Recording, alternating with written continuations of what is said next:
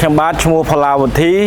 គឺជានិពន្ធនាយកអង្គភាពសារព័ត៌មាន SBO Hot News បាទចំពោះព័ត៌មានមិនពិតវិញនិយាយឲ្យងាយយល់សម្រាប់បងប្អូនប្រជាពលរដ្ឋវាប្រៀបដូចជាផលិតផលមួយคล้ายៗដែលវាប៉ះពាល់សុខភាពអញ្ចឹងបាទព័ត៌មានមិនពិតព័ត៌មានคล้ายៗនេះគឺវាសាបព្រោះភាពមិនប្រក្រតីមិនល្អបាទធ្វើឲ្យប៉ះពាល់ទៅដល់សង្គមជាតិនិងប្រជាពលរដ្ឋដូចថាព័ត៌មានខ្លះវាអត់ពិតទេគាត់យកមកបំផុសបំផោងធ្វើឲ្យប៉ះពាល់ដល់ប្រយោជន៍សង្គមនិងបងប្អូនប្រជាពលរដ្ឋយើងទាំងមូលអញ្ចឹងបងប្អូនយើងទាំងអស់គ្នាមុននឹង like មុននឹង share មុននឹង comment អីមើលព័ត៌មាននេះឲ្យមានប្រភពច្បាស់លាស់ចាំយើង comment ឬ share បាទសម្រាប់ប្រជាពលរដ្ឋយើងទាំងមូលរកព័ត៌មានដែលផ្លូវការយើងអាចមើលព័ត៌មានដូចជាមន្ទីរព័ត៌មានឬមួយក្រសួងព័ត៌មានឬក៏ព័ត៌មានថ្នាក់ដឹកនាំដែលមានអង្គភាពច្បាស់លាស់ឬមួយក៏អង្គភាពដូចថាអង្គភាពដូច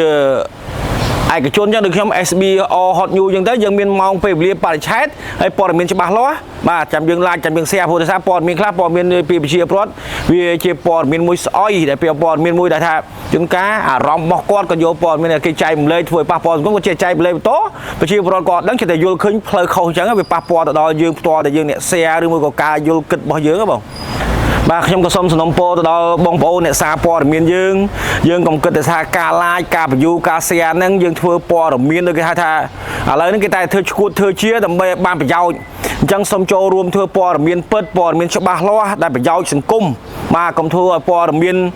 យកព័ត៌មានคล้ายៗមកប្រឌិតធ្វើឲ្យប៉ះពាល់ដល់សង្គមនិងប្រជាពលរដ្ឋយើងទាំងមូលព្រោះក្មេងៗក៏ចូលចិត្តមើលអាព័ត៌មានឈួតព័ត៌មានជាហ្នឹងអញ្ចឹងយើងជួតែធ្វើព័ត៌មានណាដែលកើតជាប្រយោជន៍ការយល់ដឹងទៅដល់យុវវ័យនិងសង្គមជាតិយើងទាំងមូលបាទ